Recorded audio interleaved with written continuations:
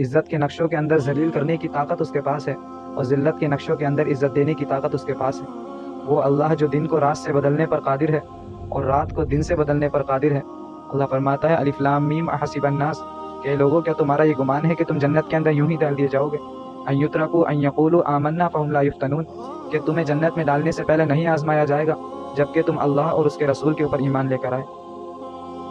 الحمد للہ وحدہ والصلاة والسلام على من لا نبی بعدہ، اما بعد فاعوذ باللہ من الشیطان الرجیم، بسم اللہ الرحمن الرحیم۔ فقال اللہ تعالی ولا تهنوا ولا تحزنوا وأنتم الأعلون إن كنتم مؤمنين، وقال النبي صلى الله عليه وسلم موتوا قبل أن تموتوا حاسبوا قبل أن تحاسبوا، او كما قال علیہ الصلاۃ والسلام۔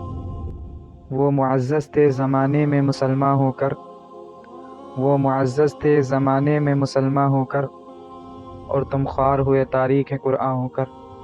محترم اور معزز بزرگوں، عزیز ایمانی بھائیوں، اللہ تعالیٰ کا احسان ہے کہ اللہ نے ہم سب کو ایمان والا بنایا، اور اللہ کا یہ احسان ہے کہ اللہ نے ہم سب کو بے شمار نعمتیں عطا فرمائیں۔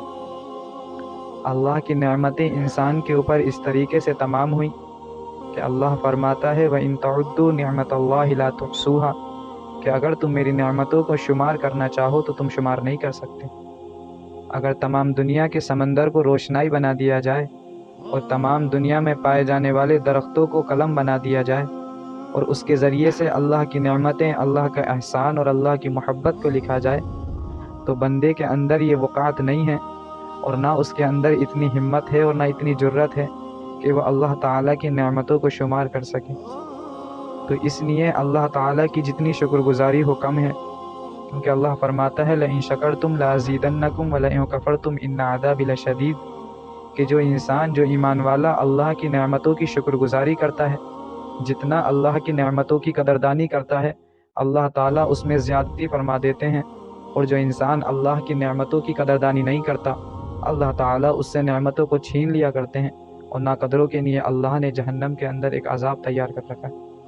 تو میرے بھائیوں، وقت کا تقاضا ہے حالات کو سازگار بنانے کے لیے کہ اللہ نے جو ایمان کی دولت دی ہے، جو اللہ نے ہم سب کو اپنے آپ سے مانگنے کا ایک طریقہ دیا ہے، تو اس کو استعمال کیا جائے۔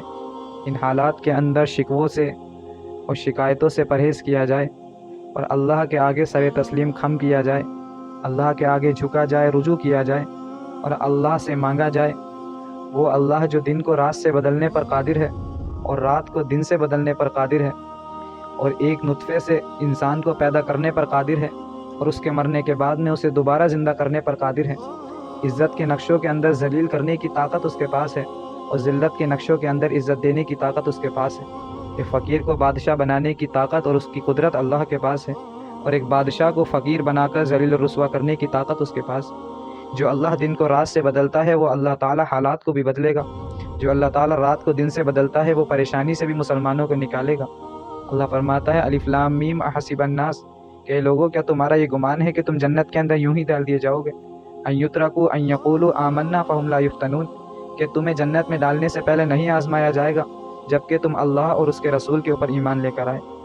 تو لوگوں کو آزمانا یہ اللہ کا پرانا طریقہ ہے۔ اللہ نے آدم علیہ السلام سے لے کر اب تک تمام لوگوں کو آزمایا، لیکن کامیاب وہ ہوئے جنہوں نے اللہ کی مانی۔